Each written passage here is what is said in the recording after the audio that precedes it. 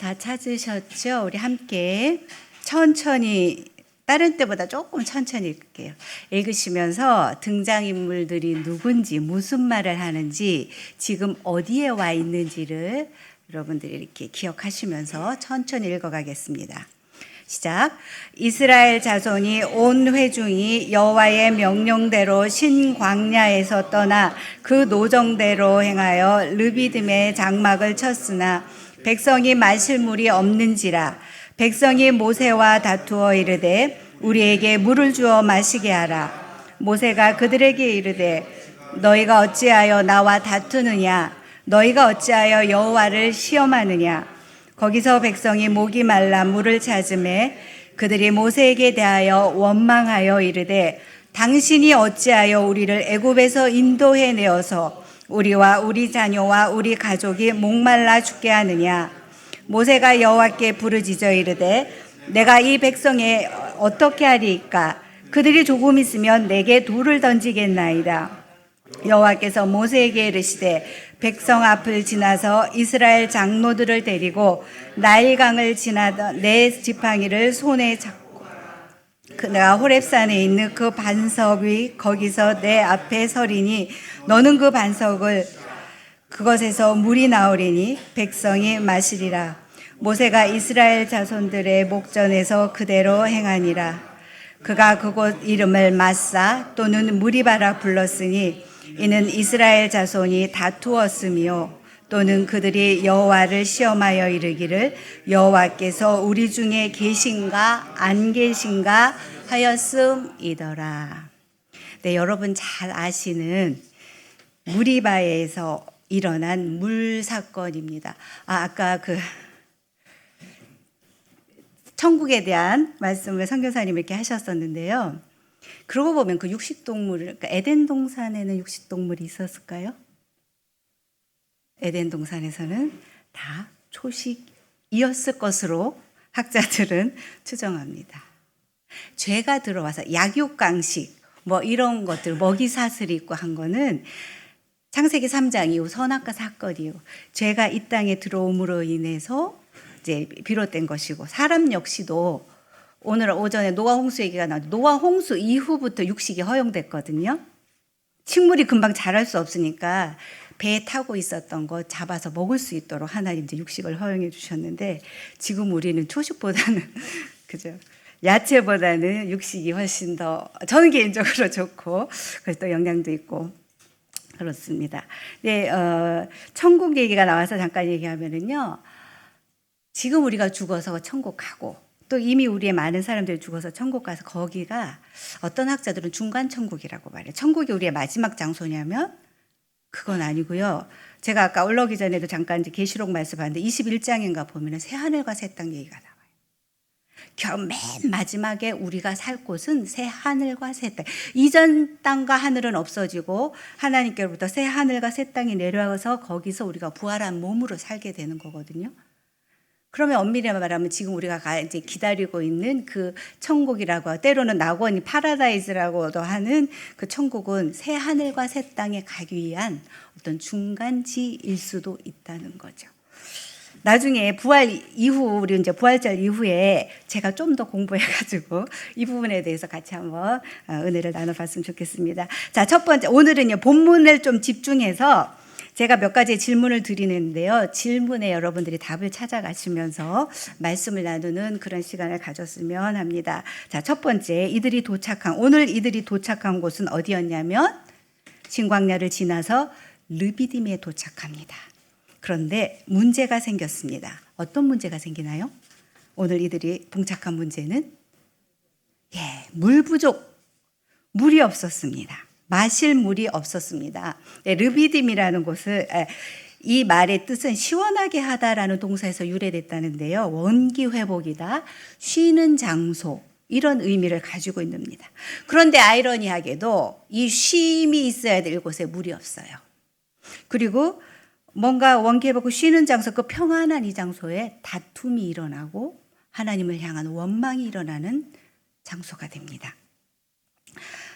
그 다음에 지도를 우리 잠깐 보면은요, 여러분 이제 다 아시겠지만 나일주 삼각지 지역 저쪽에 람세스라는 곳에서 이제 이스라엘 백성들이 모세와 함께 출발합니다. 그러고 해서 이제 바하하롯이라는 곳이 아마 홍해를 건너기 전이 아닐까라고 보는데요. 거기 이제 홍해를 지나고 와서 여러분 잘 아는 것처럼 마라라는 곳에 도착하죠.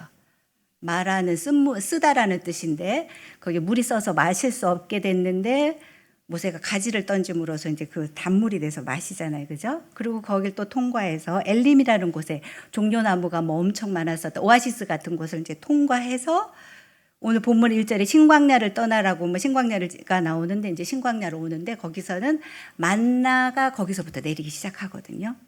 그리고 이제 메추라기도 거기서 먹었다고 기록이 이제 나오고 그러고 나서 온 곳이 바로 오늘 르비딤입니다.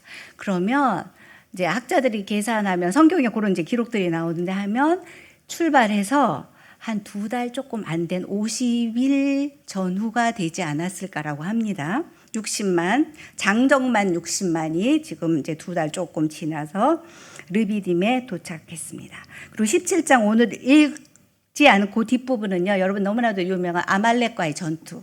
모세가 팔을 들고 이제 기도하고 뭐 있잖아요. 그 두 사건이 17장에 나오는데요. 그러면 여기서 백성이 이제 모세가 물이 없으니까 우리 금식해도 물은 먹고 하잖아요. 그죠? 물을 며칠을 못 먹으면 우리가 곧 죽게 되나요? 많이 못 버티죠. 그건 이제 생존이 가장 중요한 물인데 물이 없으니까 이들이 이제 막 모세한테 대듭니다. 2절에 보면 뭐라고 하죠? 모세에게 다투어서 하는 말이 우리에게 물을 줘 마시게 하라. 그러고 나서 3절에 가니까 이제는 급기야 하나님을 원망합니다. 하나님을 원망하면서 모세에게 또 원망하면서 하는 말이 뭐냐면은 당신이 어찌하여 우리를 애굽에서 인도하여 내서 우리와 우리 자녀 가축까지 여기서 목말라 죽게 합니까? 라고 다툼과 원망의 말을 평안의 장소 르비딤에서 지금 하기 시작합니다. 그러자 이제 모세가 하나님께 부르짖습니다. 그죠?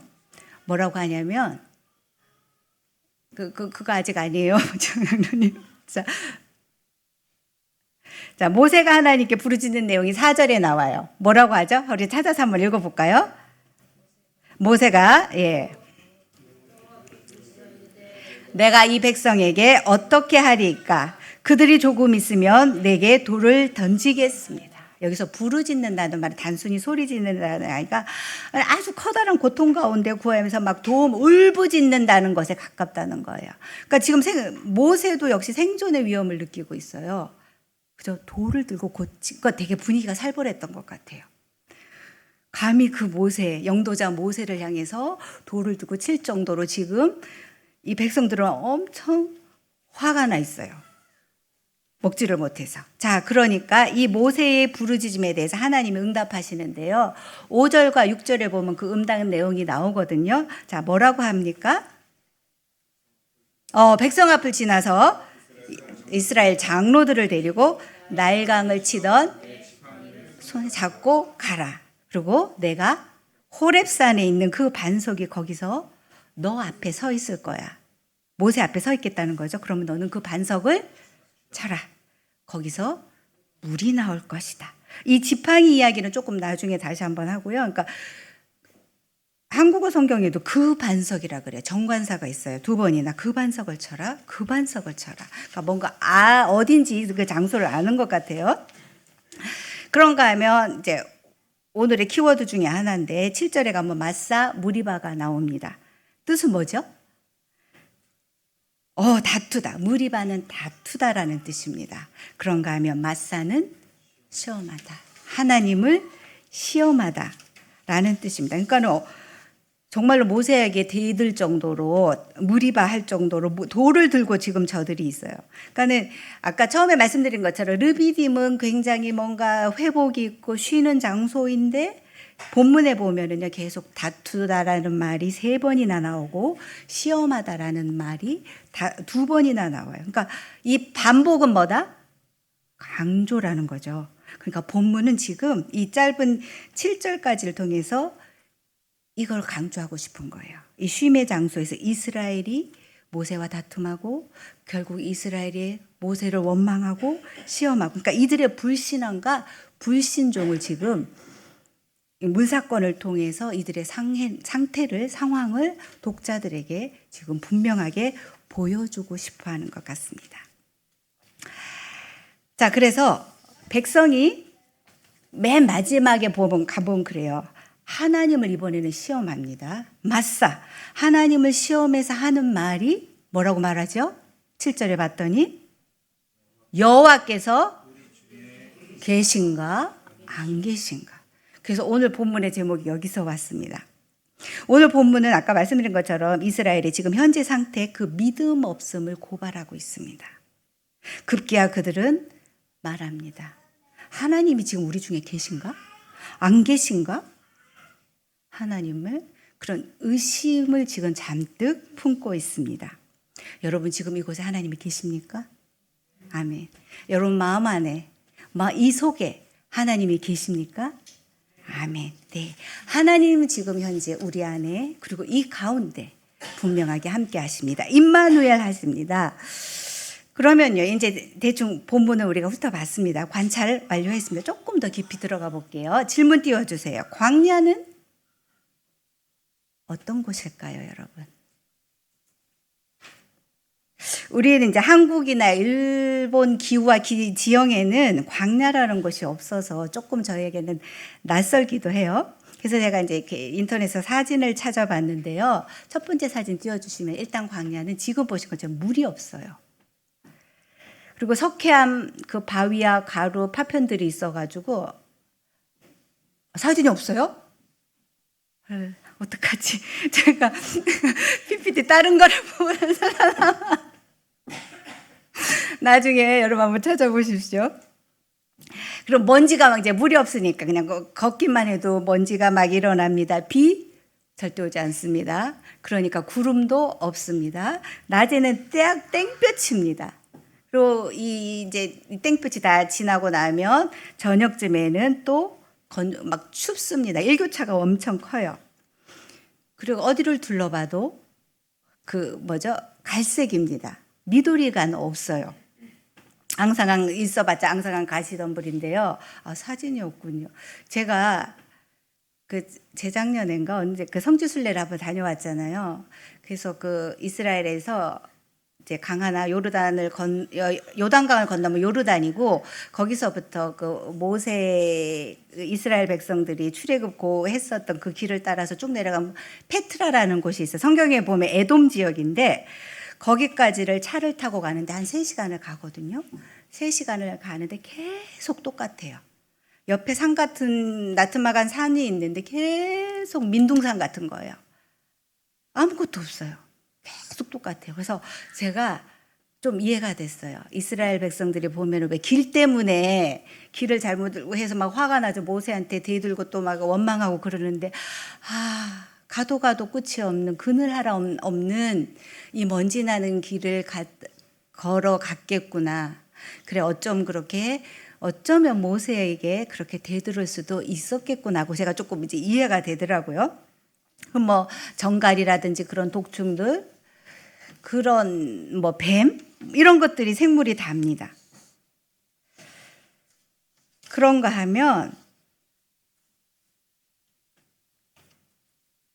이들이 있었던 50일 전에 있었던 나일강 삼각주 델타는요, 여러분 아시는 것처럼 물이 아주 풍성합니다.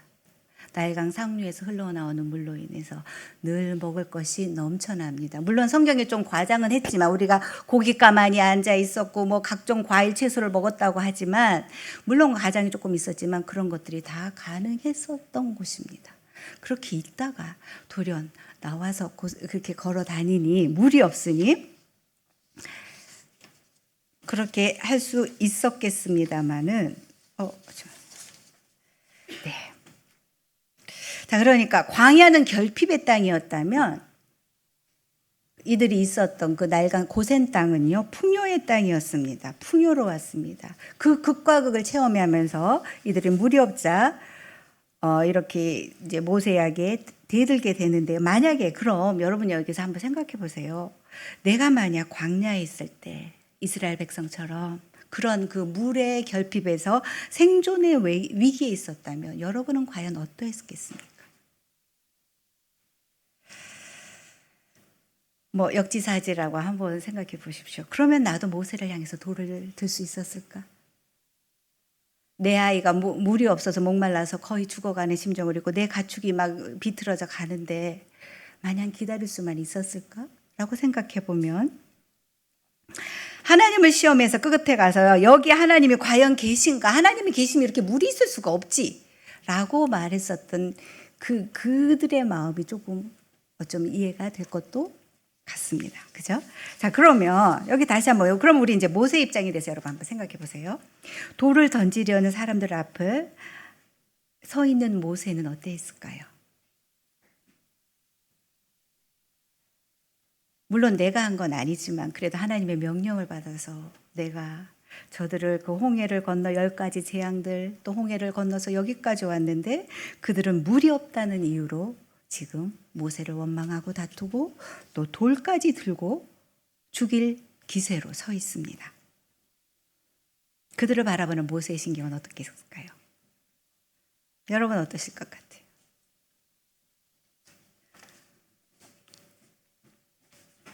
배신감?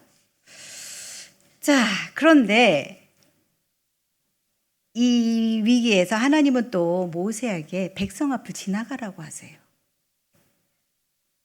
여러분이 만약에 모세라면 그 앞에 살기등등한 그들 앞에 지나갈 수 있었을까요? 그러니까 모세는 지금 돌을 들고 있는 백성들도 두렵고 그리고 모세를 앞세워 보내시는 하나님도 원망스럽고 그 샌드위치 같이 중간에 낀 그러니까 모세는 백성의 입장을 보면 또 이해할 것도 같기도 해요. 그죠? 그들의 그 분노를. 그리고 또 하나님 입장에서 보면 그렇고 그러니까 그 중간에 끼어 있는 샌드위치처럼 중간에 끼어 있는 모세의 입장도 조금 애매합니다. 힘듭니다. 자, 백성은 이렇게 지도자인 자신에게 투덜대고 원망하는데 그런데 보면은 모세가 하나님을 시험한다 그래요. 너희가 지금. 그거는 뭐예요? 모세를 세운 분이 하나님이고. 근데 하나님은 눈에 보이지 않으니 그리고 또 감히 하나님을 향해서 아직은 그래요. 나중에 뒤에 가면 하나님을 향해서도 이제 바로 원망을 하는데 그러니 모세에게 쏟아내고 그러니까 모세가 너희가 나를 지금 하는 것은 하나님에게 하고 싶은 걸 지금 나한테 하는 거 아니냐. 어떻게 감히 하나님을 심판할 수 있느냐라고 합니다. 그런데 여기서 우리 잠깐 생각해 보면 아까도 말씀드렸지만 이들은 10가지 재앙 통과해 왔어요. 그럼 하나님 그 기적을 베푸신 하나님 봤어요. 홍해 가르시는 하나님 봤어요. 마른 땅을 건넜다 그랬어요. 밤새 동풍이 불어와서. 그리고 마라에 가서 그때 물이 있었지만 쓴물이었어요. 근데 그 물을 단물로 바꿔주셨어요. 그리고 급기야 신광야에서는 만나가 내렸어요. 고기가 먹고 싶다 하니까 메추라기도 내렸어요. 이 하나님의 무한하신 능력을 경험했어요. 그럼에도 불구하고 지금 이들은 하나님 지금 여기 계신 거 맞아요? 라고 그러니까 지금 이들이 모세 앞에서 돌을 들고 이날, 이 아침에도 밖에 나갔을 때 만나는 내렸어요. 그래서 오늘 아침, 그럼에도 불구하고 이들은 지금 하나님을 향해서 그러니까 이들의 믿음이 얼마나 바닥인지를 보여주는 거 아닐까요? 그러니까 이들은 가만히 보면요. 제가 그 출애굽에서 문제만 만나면 이들의 믿음은 리셋돼 버려요. 다시 제로 상태, 제로 베이스예요. 그래서 하나님이 이제 또 물을 반석을 내려주시잖아요. 그리고 또 통과하면서 가다가 또 문제에 부딪히면 또 모세를 원망하고 하나님을 향해서 원망을 쏟아내는데 그러니까 이런 모습들을 향해서 우리도 그죠. 그럼 나는 여러분은 문제에 봉착할 때 오늘 오전 설교가 그런 거 비슷한 거 있잖아요. 이 또한 지나가리라 라는 믿음으로 기다리고 버티십니까? 아니면 그 앞에서 하나님 어떻게 제게 이럴 수 있습니까? 라고 하십니까? 어떻게 여러분은 반응하고 계시나요? 그 부분을 우리가 오늘 본문을 통해서 봐야겠습니다. 그런가 하면 하나님은 모세에게 지팡이를 가지고 가라 하고 그 지팡이를 뭐라고 말씀하세요? 나이를 치던 지팡이를 가져가라. 이 지팡이 여러분 기억나시나요? 맨 처음에 모세를 불렀을 때 모세가 안 가려고 하고 자신 없다고 했을 때 네 지팡이를 던지라 그러거든요. 그 던지니까 그 지팡이가 뱀이 되잖아요. 뱀 꼬리를 잡으라 그러니까 이게 잡으니까 다시 지팡이로 돌아왔어요. 하나님의 능력을 보여주시고 자 이제 가라. 그래서 갔었던 그 지팡이를 모세는 계속 들고 있었어요. 그 지팡이로 나일강을 쳤어요. 이게 첫 번째 기적이에요. 그 물이 피로 변하거든요. 그러니까 기적의 지팡이에요. 그런가 하면 출애굽기 8장에 가면 개구리 재앙이 있을 때도 지팡이를 이렇게 내밀니까 개구리들이 막 올라와요. 그리고 티끌 재앙에서도 이 지팡이를 딱 들어갔을 때 티끌들이 막 생겨나고 우박, 메뚜기 이런 재앙에서 계속 모세가 사용했던 지팡이에요. 그리고 무엇보다도 홍해 앞에 있을 때 그 홍해 앞에서 막 절망하고 있을 때 하나님이 너는 가만히 여호와의 구원을 봐라. 그리고 손을 내밀어라. 할 때 그 손에 들려 있었던 게 바로 모세의 이 지팡이였어요. 그러니까 그 모세에게 이 지팡이는 여러분 어떨까요? 그러면 하나님의 능력이고 하나님의 함께 하심을 보여주시는 보장하시는 그 증거의 지팡이에요. 그러니까 모세에게 하시는 말씀, 내가 너와 함께 했고 여기까지 함께한 그 증거 그 지팡이 가지고 가. 그런 거예요. 그러니까 그랬을 때 그 백성들에게 들었었던 그 두려움 그게 다 사라졌지 않았을까 저는 개인적으로 그렇게 생각해 봅니다. 그 지팡이를 들고 이제 지나는데요. 그런데 이 사건을 바울은 신약 성경에서 이 사건에 대해서 해석을 하고 얘기를 하거든요. 우리 한번 찾아볼게요. 고린도전서 10장 4절 말씀입니다.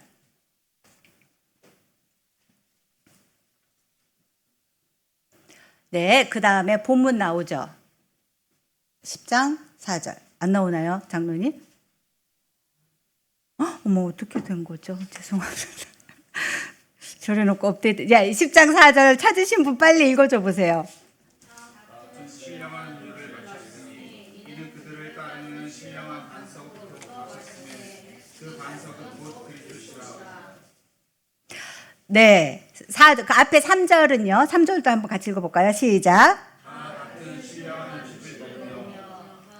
네. 자, 1절부터 보면은 그 출애굽한 내용을 바울이 고린도서에서 쓰면서 특별히 3절에 가서는 다 같이 신령한 음식을 먹었다는 거 만나를 말하는 거거든요. 그리고 다 같이 신령한 음료는 바로 오늘의 물 사건을 말한다고 합니다. 그러니까 너희를 따르는 그 반석이라고 하는데 유대 전승에는 이런 게 있었다고요. 반석이 이스라엘 백성을 따라다녔다는 이야기가 있대요. 그러니까 바울은 그 이야기 전승을 가지고 신학적으로 해석해서 이 너희를 광야에 따라다녔던 이분이 바로 그리스도였다. 광야 여정 내내 그들과 함께 하시고 그 반석이신 예수님이 생명수를 공급해 주셨다라고 지금 밝히고 있는 거예요. 그러니까 바울은 이 반석을 예수님으로 보고 반석을 쳤다는 것은 이퀄 예수님을 쳤다라는 의미로 보는 거예요. 그래서 그러니까 우리를 위해서 매 맞으시고 고난 받으신 예수님, 그러니까 구속작적인 이제 관점으로 접근하는데요. 그래서 오늘 사순절 셋째 주일에 이 말씀을 보는 것은 더욱더 의미가 있다고 봅니다. 여기 있네요. 자, 그러니까 내가 그 반석 앞에 서린이라고 오늘 본문에 나오잖아요. 그러니까 보통 심판은 하나님이 보좌에 앉아 계시고 그다음에 인간이 그 앞에 섭니다. 그런데 지금 반대로 됐어요. 하나님이 거기 서시겠다는 거예요. 그러니까 하나님이 반석 위에 서서 매를 맞으심으로써 인간의 죄, 우리의 죄를 대신해서 당신이 맞으심으로써 우리를 죄에서부터 해방해 주시겠다. 그러니까 십자가의 고난, 십자가에서 죽으신 예수님, 그것을 상징하고 그렇게 해석하고 있는 것입니다. 자, 반석이 깨어집니다. 치니까. 그리고 그 사이로 물이 나오거든요. 이렇게 반석이 깨어짐으로써 생수가 나온 같이. 그렇게 그들을 살렸던 것처럼 우리를 대신해 죽으신 예수님, 십자가의 그 예수님이 바로 우리를 구원하신다는 그 의미를 가지고 있다는 겁니다. 사순절에 우리가 깊이 한번 묵상해 봐야 할 말씀인 것 같습니다. 그러면요, 저는 오늘 개인적으로 가장 오늘 본문을 보면서 제가 가장 도전을 받았던 부분인데요.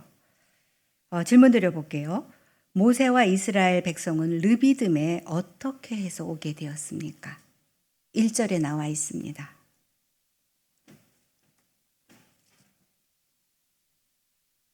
이스라엘 자손의 온 회중이 여호와의 명령대로 슈노 메레니 요리. 이상합니다.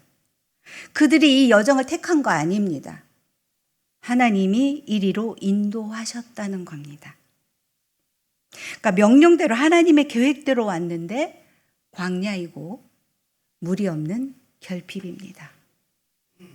여러분 이상하지 않습니까? 이 부분이 이해되십니까? 아마 지도도 없겠죠, 지금. 제가 지도 준비했었는데 이들이 출애굽해서 이제 그 팔레스타인 가나안 땅에 들어가는 데는 이미 길이 두 개 있었어요. 하나는 해안길이라 그래서 블레셋의 길이고 그리로 가면은 뭐 일주일에서 열흘이면 도착할 수 있는 길이고 하나는 킹즈 하이웨이라 그래서 왕의 대로가 있어요. 대상들이 다니던 길이에요. 그러면 아까 보셨던 출애굽 지도에서 볼 수 있을까요? 아까 출애굽 지도? 네, 비하하로세라는 곳에서 에시온 게벨이 보이시나요? 있나요? 네, 에시온 게벨로 쭉 해서 요단강 옆으로 해서 쭉 올라가 이게 다마스커스까지로 가는 이 길인데, 근데 이 왕의 대로도 아니고 그냥 밑으로 쑥 그 시나이 반도 아래쪽으로 쭉 떨어지는 거거든요. 하나님은 그 길을 놔두고 길 없는 광야로 지금 이들을 인도하시는 거예요. 광야를 인도하신 것은 하나님의 의도하심이 그러면 분명 있겠습니다. 광야라는 결핍으로 이들을 몰아내는 데는 하나님의 뜻이 분명해 있습니다. 그런데 우리 여기서 믿음의 공식 이런 거 있어요, 여러분. 하나님 믿으면 복 받습니다. 예수 믿음은 형통합니다. 예수 믿고 복 받으세요. 뭐 이렇게 전도하시는 분도 계세요. 시온의 대로가 열리고 우리의 삶은 물된 동산과 같이 부족함이 없습니다. 라는 믿음의 공식을 혹시 여러분 가지고 계십니까? 그런데 오늘 본문은요, 그렇지 않을 수도 있다는 겁니다. 하나님을 믿어도 우리는 광야 같은 결핍과 막힘이 있을 수 있습니다. 하나님을 믿으면 입신양면하고 승승장구하고 풍요와 다산을 이룬다. 그게 아닐 수도 있다는 겁니다. 하나님의 그 명령대로 하나님의 계획하심 속에서 우리를 하나님은 광야로 인도하실 수도 있습니다. 왜 그럴까요? 그래, 그러면 그럴 수 있다고 우리가 이제 하면 그럼 왜 하나님 우리를 광야로 인도하시겠습니까? 길도 없고 물도 없고 그런 생존의 위기 앞에 우리를 왜 노출시키시겠습니까? 그것은 바로 하나님의 백성으로 하나님의 사람으로 우리를 훈련시키고 성숙시키기 위한 것이 목적이 아니겠습니까? 그러면 여러분은 지금 어디에 서 계십니까? 혹시 여러분의 광야는 어디입니까? 그러면 우리는 이제 광야에서 무엇을 해야겠습니까?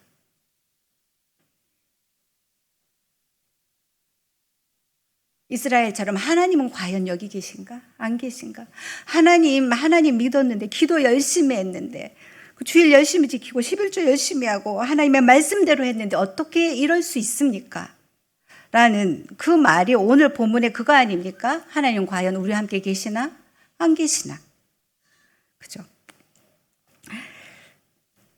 그러면 광야에서 우리가 할 것은 잠잠히 하나님을 기다리는 겁니다. 그리고 잠잠히 하나님을 바라보는 겁니다. 문제보다 더 크신 하나님, 광야에서도 반석을 쳐서 물을 내시는 하나님, 먹을 곳이 없는 그곳에서 만나를 내리시고 메추라기를 공급하시는 하나님, 구름 기둥으로 더위를 막아주시고 불 기둥으로 우리의 추위를 막아주시는 그 하나님을 바라보고 기다리는 것이 광야에서 우리가 해야 될 일이고, 그리고 무엇보다도 하나님은 우리의 영적인 성숙과 성장을 위해서, 믿음을 위해서 때로는 길 없는 곳으로 인도하신다는 것도 우리는 인정하고